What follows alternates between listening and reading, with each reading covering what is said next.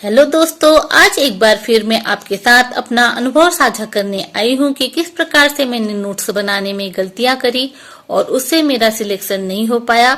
आप भी अक्सर नोटिस करते होंगे कि हम जो नोट्स बनाते हैं, बस हम नोट्स बनाने की हमको आदत सी पड़ जाती है, लेकिन बाद में हम उन नोट्स से इतना थक जाते हैं कि हम उन्हें दोबारा से नहीं पढ़ते हैं।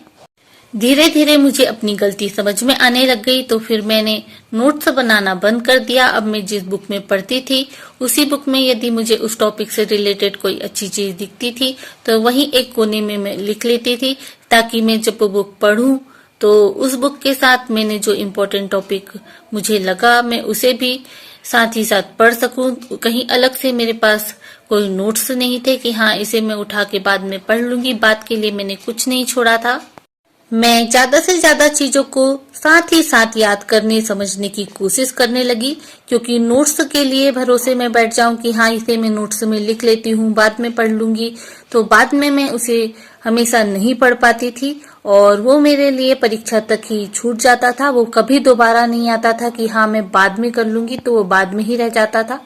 अपने सरल क्वेश्चनों को सही करने के लिए मैंने अपना बेसिक सही करने का कोशिश किया, जिसके लिए मेरे पास एक रेलवे स्पीडी थी, जिससे मैंने इतिहास से लेके पॉलिटिकल साइंस तक सब कुछ पढ़ लिया जितना भी मेरे काम का था, और उसमें जो भी नए डाटा आए थे उसे मैंने वही साइड में लिख लिया। बस थोड़ी सी बुक खराब होती है, लेकिन साइड में लिखना हमेशा अच्छा होता है, क्योंकि हम उसे साथ ही साथ पढ़ लेते हैं।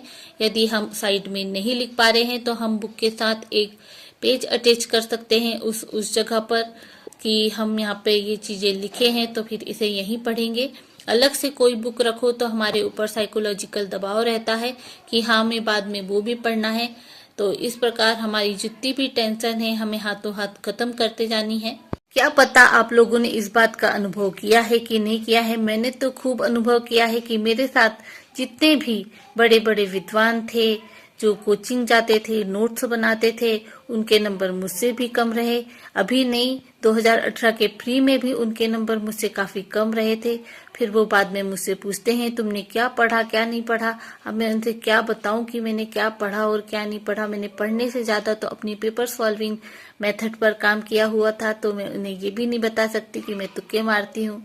इस तरह मेरे जितने भी इम्पोर्टेंट क्वेश्चन पेपर में छूट रहे थे वो मेरे नोट्स में तो लिखे थे, लेकिन मेरे दिमाग में उनका उत्तर नहीं आ पा रहा था।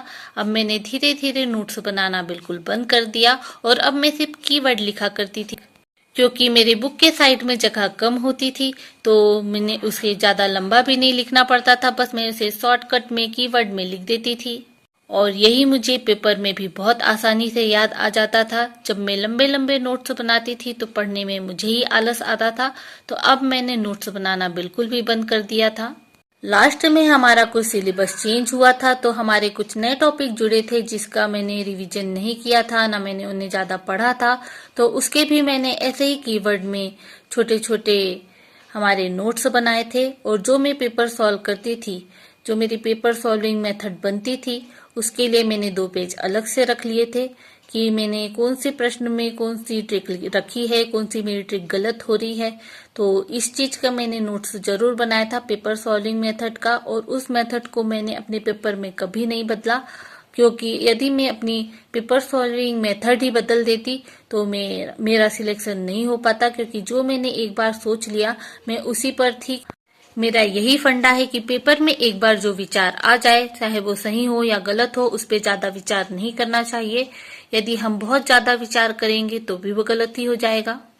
और लास्ट में पेपर देने जाने के दिन मेरे हाथ में मेरी पेपर सॉल्विंग मेथड थी, ना कोई बुक थी, ना और कोई मेरे सर पे बर्डन था कि मुझे ये भी पढ़ना है वो भी पढ़ना है।